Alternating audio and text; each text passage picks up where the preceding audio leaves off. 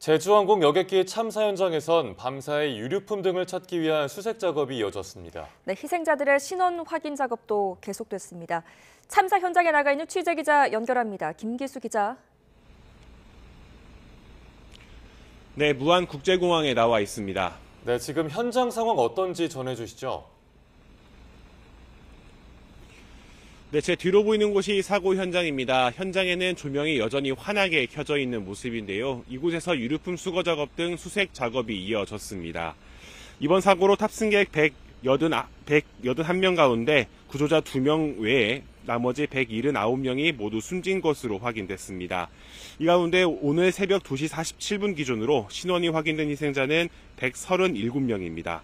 추가 신원 확인을 위해 희생자와 유가족 DNA를 대조하는 작업이 계속 진행되고 있습니다. 구조된 2명은 남녀 객실 승무원으로 기체 꼬리 쪽에서 구조됐는데요. 서울에 있는 병원으로 이송돼 치료를 받고 있습니다.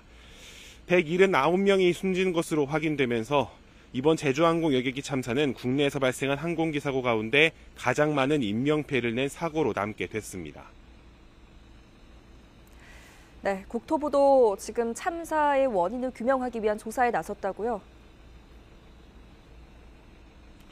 네, 그렇습니다. 국토교통부는 오늘 사고 항공기의 블랙박스, 비행 기록 장치와 음성 기록 장치를 김포공항 시험 분석센터로 옮겨 분석이 가능한지 확인할 예정입니다. 비행 기록 장치는 비행 경로와 각 장치의 작동 상태를 담고 있습니다. 음성 기록 장치는 조종실 내에서 승무원들이 나눈 대화와 각종 경보음, 교신 내용 등을 기록합니다. 그런 만큼 두 장치는 사고 원인을 규명할 핵심 단서로 꼽힙니다. 그런데 일부에서는 비행 기록 장치의 훼손 가능성이 거론되고 있습니다.